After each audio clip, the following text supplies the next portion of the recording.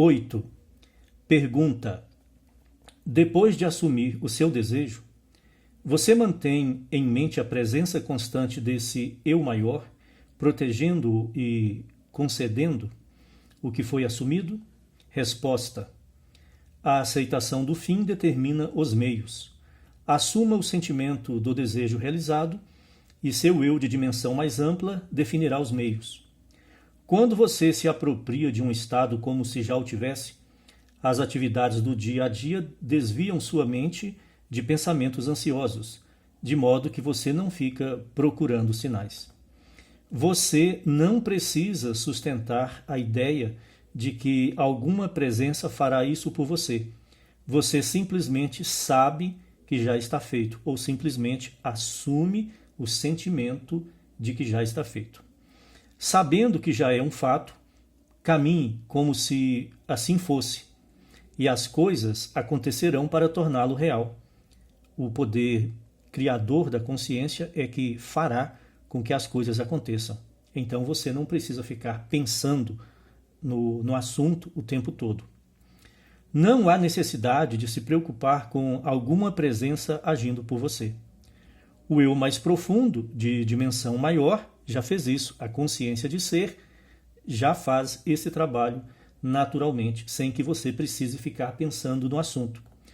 Tudo o que você faz é mover-se até o ponto em que o encontrará. Lembre-se da história do homem que deixou o mestre e, a caminho de casa, encontrou seu servo, que lhe disse: teu filho vive. Quando perguntou a que horas isso havia acontecido, o servo respondeu: à 7ª hora. Foi exatamente na hora em que ele assumiu o desejo que tudo se realizou, pois foi na 7ª hora que o mestre disse: teu filho vive. Seu desejo já foi concedido. Caminhe como se assim fosse e, embora o tempo pareça passar lentamente nesta dimensão do seu ser, ele ainda assim lhe trará a confirmação da sua assunção. Apenas peço que não seja impaciente. Se há algo de que você realmente precisa, isso é paciência, porque a falta de paciência está relacionada à ansiedade, e esse sentimento de ansiedade não é o sentimento correto, já que quando você tem certeza de que a sua oração, seu desejo já foi concedido, você repousa na gratidão, no sentimento de gratidão, no sentimento de alegria e principalmente no relaxamento. Você fica relaxado e você tem uma sensação de alívio. Ficar ansioso, ficar preocupado, perder a paciência demonstra que você está sendo tomado por um sentimento de ansiedade, que no fundo é uma variação do medo. 9. Pergunta: não existe uma lei que diz que não se pode obter algo sem dar nada em troca? Não precisamos merecer aquilo que desejamos? Resposta: a criação está concluída. É da vontade do Pai dar-lhe o reino. A parábola do filho pródigo responde a isso. Apesar do desperdício do homem, quando ele cai em si e se lembra de quem é, alimenta-se do novilho cevado da abundância e veste a túnica e o anel da autoridade. Não há nada a conquistar ou merecer. Deus dá com liberalidade. As coisas que recebemos por graça, não por merecimento. Você não precisa merecer nada. Você só precisa aceitar a graça. A criação foi concluída na fundação do tempo. Você, enquanto homem, é Deus tornado visível para manifestar o que é, não o que ainda será. Não pense que precisa conquistar sua salvação com o suor do rosto. Algumas religiões acham que pregam, sustentam a tese de que para conquistar a salvação é preciso seguir mandamento, ter uma rotina de práticas, de rituais, cumprir em determinados horários, seguir certas dietas de alimentação, mas tudo isso é esforço humano tentando comprar a salvação. O Deus verdadeiro, aquele que adoramos, dá tudo de graça. Você só precisa aceitar a graça. Não pense que precisa conquistar sua salvação com o suor do rosto, com o esforço, com a realização de obras. Não faltam 4 meses para a colheita. Os campos já estão brancos. Basta lançar a foice, basta aceitar a dádiva divina. Deus, o Deus verdadeiro, está sempre doando tudo de si. Aceite. 10. Pergunta: a ideia de que a criação está concluída não rouba a iniciativa da pessoa? Resposta: se você observa um evento antes que ele ocorra, então, do ponto de vista de quem está desperto do mundo tridimensional, esse evento deve estar pré-determinado. Ainda assim, você não é obrigado a vivenciar aquilo que observa. Ao mudar seu conceito de si mesmo, você pode interferir no seu futuro e moldá-lo em harmonia com esse novo conceito de si. O futuro está predeterminado de forma relativa. Como assim? O futuro que está predeterminado é aquele que corresponde ao seu estado de consciência atual. Isso significa que esse futuro que está predeterminado vai acontecer se você mantiver o estado de consciência atual. Consequentemente, se você mudar o estado de consciência, assumindo outro estado de consciência, o futuro também muda. Ou seja, o futuro é predeterminado pelo estado de consciência que você assume. Quando você muda o seu estado de consciência, você muda também o seu futuro. 11. Pergunta: essa capacidade de mudar o futuro não nega a ideia de que a criação está concluída? Resposta: não. Ao mudar seu conceito de si mesmo, você muda sua relação com as coisas. Se você rearranja as palavras de uma peça para escrever outra diferente, não criou novas palavras, não criou palavras novas, apenas teve a liberdade de reorganizá-las. O seu conceito de si mesmo determina a ordem dos eventos que você encontra. Eles existem desde a fundação do mundo, mas não a ordem em que aparecem. 12. Pergunta: por que alguém que trabalha arduamente com metafísica parece estar sempre em falta? Resposta: porque, na verdade, não aplicou a metafísica. Não falo de uma postura frágil ou fantasiosa diante da vida, mas de uma aplicação diária da lei da consciência. Quando você se apropria do seu bem, não há necessidade de um homem ou de um sistema servir como intermediário para que esse bem chegue até você. O poder criador da consciência fará esse trabalho.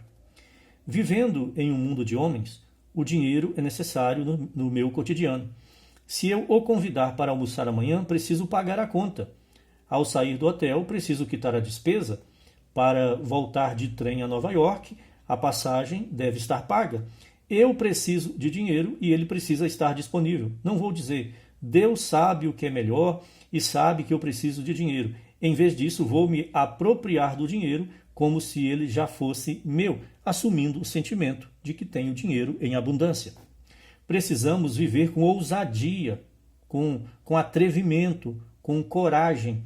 Precisamos atravessar a vida como se já possuíssemos aquilo que queremos possuir. Não pense que, por ter ajudado alguém, alguma entidade externa viu suas boas obras e lhe dará algo para aliviar seu fardo. Não há ninguém para fazer isso por você. Você mesmo deve avançar com coragem, apropriando-se daquilo que o Pai já lhe deu, e você apropria-se das bênçãos concedidas pelo Pai, assumindo o sentimento de ter aquilo que você deseja ter, assumindo o sentimento de que você já recebeu as bênçãos do seu Pai celestial, sua consciência de ser: eu sou o Deus infinito. 13. Pergunta: uma pessoa sem instrução formal pode se educar assumindo o sentimento de ser instruída? Resposta: sim, logicamente sim. Um interesse despertado atrai informações de todos os lados. Quando você assume o sentimento de ser aquilo que você deseja ser, a consciência de ser, eu sou, é como um núcleo de poder operante dentro de você. Uma vez que esse núcleo é ativado, é como se fosse um ímã poderoso que começa a trazer para circundar em volta desse núcleo todas as coisas que foram programadas nele. Resposta: sim. Um interesse despertado atrai informações de todos os lados. Você precisa desejar sinceramente ser bem instruído. O desejo de ser bem informado, seguido da assunção de que você já é, torna sua leitura mais seletiva. À medida que avança em sua educação, você se torna automaticamente mais criterioso, mais discernente em tudo que faz. 14. Pergunta: meu marido e eu estamos fazendo o curso juntos. Devemos conversar entre nós sobre nossos desejos? Resposta: há 2 ensinamentos espirituais que atravessam toda a Bíblia. Um diz: vai e não contes a ninguém. E o outro afirma: eu vos disse antes que acontecesse, para que, quando acontecer, creiais. É preciso ousadia espiritual para dizer a outra pessoa que o seu desejo já está realizado antes de aparecer externamente. Se você não tem esse tipo de ousadia, é melhor permanecer em silêncio. Pessoalmente, gosto de contar meus planos à minha esposa, porque nós dois sentimos grande alegria quando eles se concretizam. A primeira pessoa para quem um homem deseja provar essa lei é sua esposa. Disse que Maomé é eternamente grande porque sua primeira discípula foi sua esposa. 15. Pergunta: meu marido e eu devemos trabalhar no mesmo projeto ou em projetos separados? Resposta: isso depende inteiramente de vocês. Minha esposa e eu temos interesses diferentes, embora tenhamos muitas coisas em comum. Você se lembra da história que contei sobre nossa volta aos Estados Unidos nesta primavera? Senti que era meu dever, como marido, garantir a passagem de volta à América, então me apropriei disso. Também sinto que há certas responsabilidades que pertencem ao lado da minha esposa no acordo, como manter uma casa limpa e agradável e encontrar a escola adequada para nossa filha, e ela cuida dessas questões. Com frequência, minha esposa me pede que imagine algo por ela, como se tivesse mais fé na minha capacidade de fazê-lo do que na própria. Isso me lisonjeia, pois todo homem digno desse nome deseja sentir que sua família confia nele. Não vejo nada de errado nessa conclusão entre 2 pessoas que se amam. Então, esse é um assunto, essa é uma questão que deve ser discutida e decidida entre o casal. 16. Pergunta: eu pensaria que, se alguém entra demais no estado sonolento, poderia faltar sentimento. Resposta: quando falo de sentimento, não me refiro à emoção, mas à aceitação do fato de que o desejo já está realizado. Sentir-se grato, satisfeito ou agradecido torna fácil dizer obrigado. Não é maravilhoso? Ou está feito? Quando você entra nesse estado de gratidão, pode despertar sabendo que está concluído ou adormecer sentindo o desejo realizado. Sentimento é diferente de emoção. Quando se fala em assumir o sentimento de alegria, você tem um desejo. Quando o desejo realizar, você vai sentir alegria. Aí você antecipa o sentimento de alegria. Só que esse sentimento de alegria não é euforia, não é agitado, é uma alegria tranquila, é uma alegria silenciosa, é uma alegria que se parece mais com alívio. Você fica aliviado, você fica tranquilo, porque o peso foi tirado de cima dos seus ombros. Então, a emoção é uma coisa intensa, eufórica. O sentimento do desejo realizado é algo mais sutil. É sutil, às vezes, nem parece que você está sentindo nada, mas no fundo, mais profundamente, você está sentindo ali aquela alegria. É como se você comparasse uma fogueira gigante pegando fogo com uma vela acesa. O sentimento de alegria do qual Neville Goddard fala, ou gratidão, ou qualquer outro sentimento, é mais como uma vela acesa, moderada, mas ali sempre silenciosa e constante. A fogueira é intensa, mas logo logo ela termina de queimar e se apaga. A vela permanece por um período longo ali.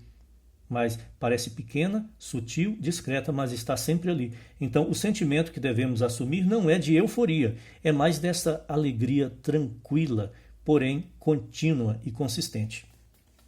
17.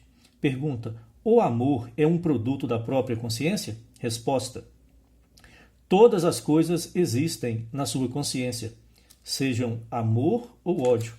Nada vem de fora. As colinas às quais você olha em busca de ajuda pertencem a uma paisagem interior. Seus sentimentos de amor, ódio ou indiferença brotam da sua própria consciência. Você é infinitamente maior do que jamais poderia imaginar ser. Você é infinitamente maior do que você pensa, porque a sua consciência de ser é Deus e Deus é infinito. Nunca, por toda a eternidade, você alcançará o limite do que é. E assim, é assim que você é grandioso. O amor não é um produto seu. Você é amor, pois isso é o que Deus é. E o nome de Deus é Eu Sou, o mesmo nome que você usa antes de afirmar o estado em que se encontra. Você é grandioso. Por quê? Porque Deus é grandioso. Você e a sua consciência de ser é Deus. Logo, os atributos de Deus também são os seus atributos. 18. Pergunta. Supondo que meus desejos não possam se materializar por 6 meses ou 1 ano, devo esperar para imaginá-los? Resposta. Quando o desejo surge em você, esse é o momento de aceitá-lo em sua plenitude. Talvez haja razões para que esse impulso lhe seja dado agora. Seu ser tridimensional pode pensar que ainda não é possível, mas sua mente de 4ª dimensão sabe que já é. Portanto, o desejo deve ser aceito por você como um fato físico no presente. Aqui a pessoa está se iludindo pelo pensamento de que é preciso esperar 4 meses até a colheita. Se o desejo surgiu e o desejo é palavra de Deus, então Deus está falando que a colheita pode ser feita agora, se você assumir o sentimento. Suponha que você queira construir uma casa. O desejo de tê-la é agora, mas levará tempo para que as árvores cresçam e o carpinteiro a construa. É que lá na América do Norte as casas são construídas de madeira. E quando falamos de construir casa, para nós aqui, América do Sul, Brasil, né, sempre pensamos em tijolo, cimento, concreto. Suponha que você queira construir uma casa. O desejo de tê-la é agora, mas levará tempo para que as árvores cresçam e o carpinteiro a construa. Embora o impulso pareça grande, não espere para se ajustar a ele. Reivindique a posse agora e deixe que ele se objetifique à sua maneira peculiar. Não diga que levará 6 meses ou 1 ano, 4 meses até a colheita, quando chegar a época da figueira, produzir o fruto. No instante em que o desejo surge, assuma que já é um fato. Você, e somente você, deu ao seu desejo um intervalo de tempo, e o tempo é relativo nesse mundo. Não espere que algo venha acontecer. Aceite agora, como se já fosse, e veja o que acontece se você aceitar que o seu desejo pode ser realizado agora. É bastante possível que alguma coisa extraordinária aconteça para que ele se realize. Quando você tem um desejo, o seu eu mais profundo, a quem os homens chamam Deus, está falando. O desejo é palavra de Deus, é uma mensagem que Deus envia para você, dizendo, olha, o potencial para a realização já existe, se você assumir o sentimento. Ele o impele, pela linguagem do desejo, a aceitar aquilo que ainda não aparece, mas que já é, porque todas as coisas já existem na consciência infinita. A criação está concluída. O desejo é simplesmente essa comunhão, dizendo-lhe que aquilo que você deseja já é seu agora, já existe na consciência infinita. A prova de que você aceita esse fato está na sua completa adaptação a ele, como se fosse verdade agora, no presente. 19. Pergunta: por que alguns de nós morrem jovens? Resposta: nossas vidas não são medidas em retrospecto pela quantidade de anos, mas pelo conteúdo desses anos. 20. Pergunta: o que você considera uma vida plena? Resposta: uma variedade de experiências. Quanto mais variadas, mais rica é a sua vida.